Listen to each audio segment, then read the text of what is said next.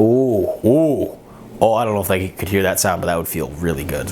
Aloha Manga Club, it's your boy Lohali signing in with a brand new video in front of the manga collection with brand new lights. And it's only fitting that these are here because they're really illuminating today's video. That was a terrible pun. I am sorry. But today I want to talk about what it means to me to finish or complete a manga collection. Also, I'm apologizing in advance for my hands. They're going full American Italian from the 1980s on me. There's going to be a lot of hand movements. I don't know why, but I'm excited. So I had to count my manga because I was being cocky. I was like, yeah, I've got like 600 plus volumes on my shelves. And then I started to do the math, and that is a lot of money. That is like a ton of money. If we put $4 a volume, we're talking minimum $2,400 worth of things sitting on my shelves. That's not including the rare finds. That's not including what I've accidentally bought multiple times and gotten rid of already. That doesn't include all of that. We're sitting close to darn near $3,000 spent on an absolutely fun and liberating hobby of mine. But I'm also broke. Going to the manga stores, the bookstores all the time, was giving me some kind of anxiety almost. I was looking for the next deal, the next cool looking thing, the next thing that I could slam down and say, look at this, I have the clout because I have X. And that is the weirdest sentence that I've ever said on this channel, and I have said a lot of weird things. I said clout, I feel kind of dumb. But my collection wasn't growing because I wanted it to. Like, it wasn't growing the way that a plant, a bonsai tree would. A nice controlled growth going wherever I wanted it to. It was literally just a crazy explosion of vines just in your front yard trying to kill it all. Kill it all, because the yard in this metaphor is my emotions and my will to live. And the vines are mangas trying to kill me. I would spend hours upon hours trying to find this next ideal deal.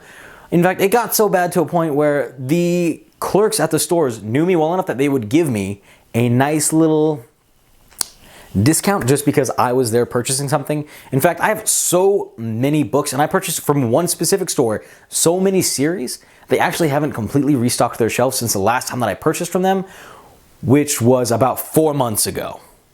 It's bad.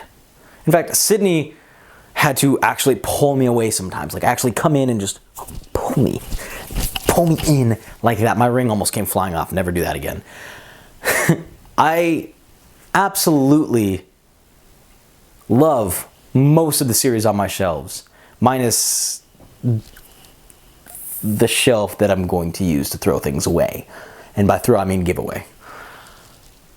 But it was aimless. It was pointless. And I really wanted to sit down and examine what this collection was for.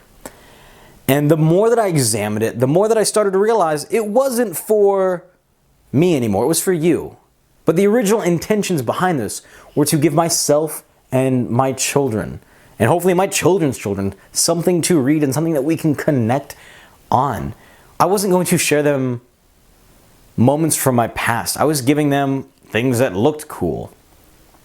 But there wouldn't have been this amazing, momentous connection.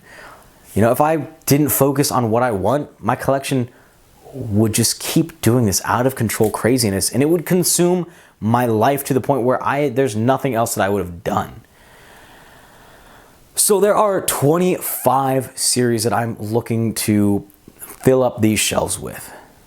That doesn't sound like that many, or it sounds like a lot to some of you, because some of you haven't read 25 separate series. But each one of them holds a special place in my heart, or I believe holds a cultural significance that I want my kids to understand because I understand it in a different way.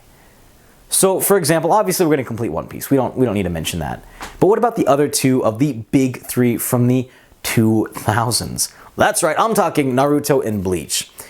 I own quite a few of Bleach right now, but I want to finish this series. Now, the ending of it wasn't great. Straight up, that is a trash ending. Kubo has some of the best art from that generation. If you take a look up here, I talk about his other series, Zombie Powder, because of how much I loved his artwork. In Naruto, while the art wasn't as good as Kubo's, and it wasn't quite as goofy and frolicky as Oda's, Kishimoto created a world that you could really get into and live in. It felt well worn, and I really enjoyed that, and I want my kids to feel that world. That, and all the way up till Shippuden, Naruto wasn't half bad, actually. I can't believe I'm saying that sentence. I feel dirty. Somebody get me some soap to wash out my mouth. But there are also some series that haven't been fully legally translated into English. And I had to ask myself, is it worth it for me to collect those?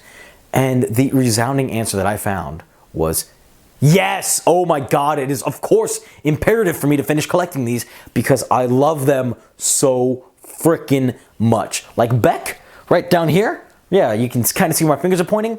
Not fully translated and printed in English. It's translated, but it's not fully printed in English. So I have to go finding foreign languages for that one. I have to find foreign languages for Hajime no Ippo, unless we get Hajime for Ippo going in 2020. Remember that. Hajime for Ippo. We're going to keep this going because I want that printed. I don't care what it takes. We're going to get there. Because that's the final. That's like the crowning achievement on everything that I will ever own. So after really examining everything that I've done, I now have my end game in sight. Hopefully it's not quite as bad as Tony's end game, but you win some, you lose some, and just like that, your manga collection can be over. Once I reach that end, I know that I'll be done collecting, but I won't be done talking about them. I won't be done sharing my experiences and thoughts with other manga that I'm reading. But this also gives me a license to purge my shelves and feel okay about unhauling some of these heavier weight stories that are just sitting there that I've never read. I'm never going to read because I just don't enjoy them. I bought them again for that anti-boomer clout. Good God, I feel so old.